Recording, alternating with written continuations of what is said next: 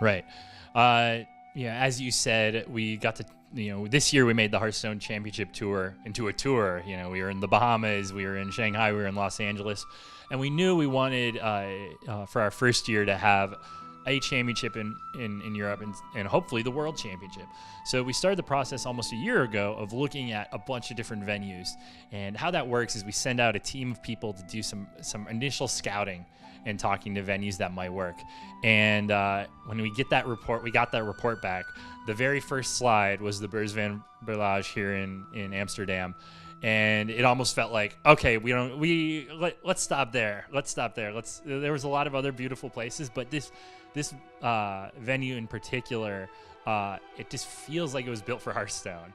It feels like the warmth that you experience in the tavern in the game.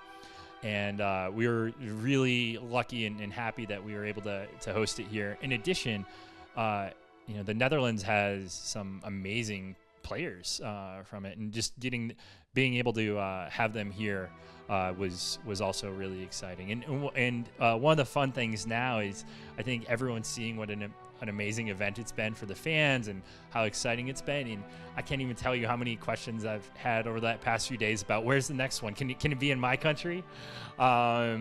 Which is a good problem to have. So I think we're really excited to start the search for figuring out where we're going to tour next. I'd love to do more events in Paris. It feels like a city that's with a lot of great places that we could host Hearthstone tournaments. We've got some great players from France. I remember spending a bunch of time with Tars when he competed and talking about the local scene and how awesome it was. So hopefully we can make a tour stop there sometime soon. In bringing back Hearthstone Global Games for its second year, we were really happily surprised by just how exciting it was for our players and for our fans, and how passionate people got about rooting for their home country. The two things that we really wanted to change were, one, making the schedule a little bit more compact, but really especially to help the players and their ability to do all the things they need to do while playing a tournament that runs across the world and involves a lot of time zones that they have to be available to play in.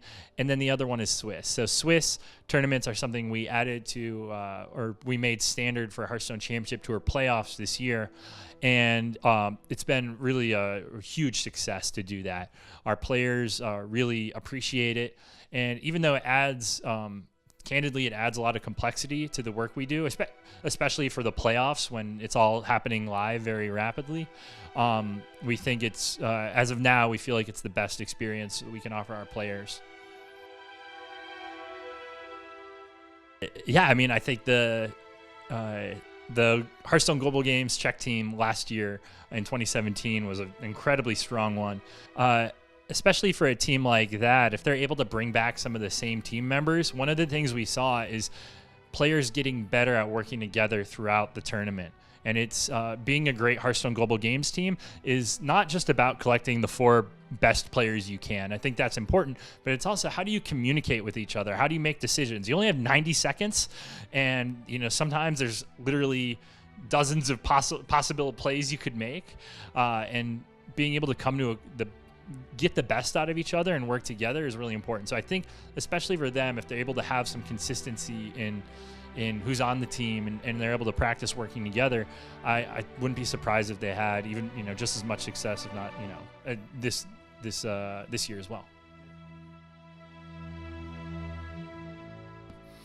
Yeah, we talk a lot internally on Team 5 about the features that we want to add next. It's a big list of things that we think would be really cool. The tournaments mode is definitely something that has come up, and I think we'll see what we're willing to do. The one thing I will definitely say is that Team 5 is filled with fans of Hearthstone esports.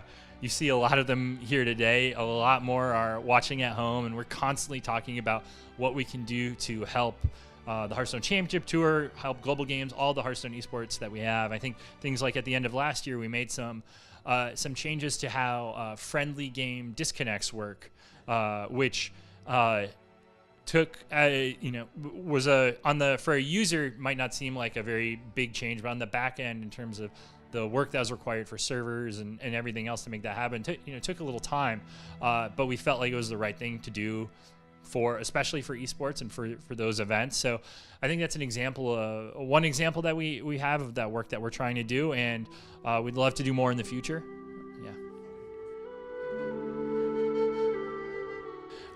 So the Hearthstone Master System is something that we're introducing this year. It is, honestly, it's the thing I'm most excited about for Hearthstone esports since we founded HCT. I think it's going to be incredibly valuable. It will reward players who are the most consistent over time for their high level play, and that's really, I think, to really determine skill, to really see the skill in Hearthstone. Those players that constantly have top finishes really set themselves apart. Like, there's no accident that Pavel wins a World Championship and then comes one game away twice from being back here at the World Championship, and unfortunately 2 heartbreaker losses. But we really want to reward and honor those players that are that committed and that talented. And in terms of how many players are going to make it, one of the things for us is those point thresholds. They don't have a cap. So I mean, we want to, as many players as hit that number, they will receive the benefits of each of the 3 tiers all the way up to 3-star master. And in terms of what those point values are, that's something we're going to really keep a close eye on, and I'm sure we'll be adjusting that going forward as we see how it plays out. I'll say, we don't want to, it wouldn't make sense to have 100,000 3-star masters. It wouldn't make sense to have one. So we're going to be tuning to figure out what that right level is. But at the same time, we want to make sure that anyone that hits that level we've set gets those benefits. So first, Hearthstone is incredibly committed to being an open system where you can be a great player and through just that success over time, make your way to a playoff, to a championship, become a professional full-time Hearthstone player. So that's really important to us, that path remains open and strong. And we've done a lot to hopefully improve that this year. One thing is, we're constantly tuning and adjusting how points are given for various things, and obviously just the normal monthly ladder is a big part of that. It's a huge challenge as well, but we want to make sure that players that have that ladder success are able to be part of the Hearthstone esports ecosystem. We also, you mentioned teams. We're adding support to teams and team rankings for the first time, and putting a sizable amount of money behind that as well, so that top teams will be rewarded for their success. And we hope that again will be something that you'll see teams going out more, really hungry to find the best talent they can and sign them. And that is part of that helps provide some stability as well and more opportunities to travel. Another thing that we're doing that's important to note here is we're evolving the Hearthstone Major system into the Hearthstone Championship Tour Stop system.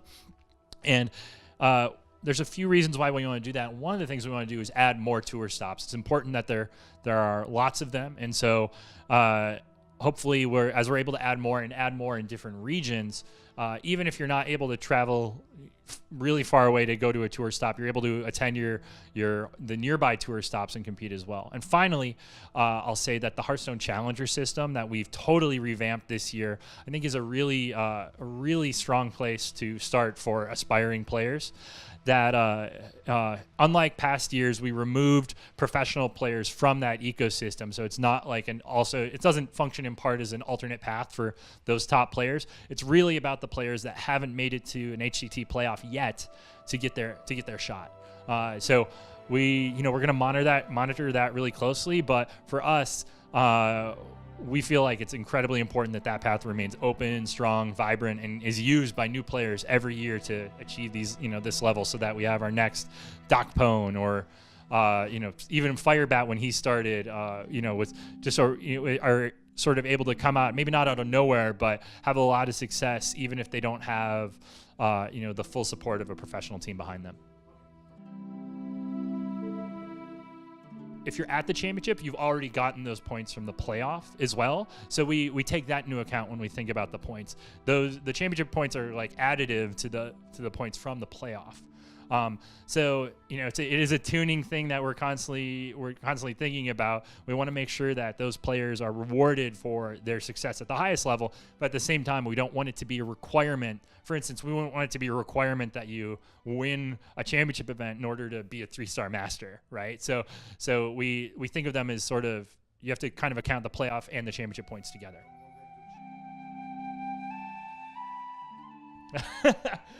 We want them to be rewarded, but we also want to make sure that's not the only path into the system. I think that's very tournament specific, and I think it's something we kind of want to monitor and see how that goes. We have a history of continuing to experiment and tinker with different formats, and I think that's something we have our eye on, and we want to see how that plays out. There's pros and cons to that in the same way. Honestly, there are pros and cons to Conquest format versus Last Hero Standing, as an example, and I think it's something we're gonna continue to watch. I think it's exciting in some ways that they can bring new decks. At the same time, you then sort of have to come up with 2 sets of decks.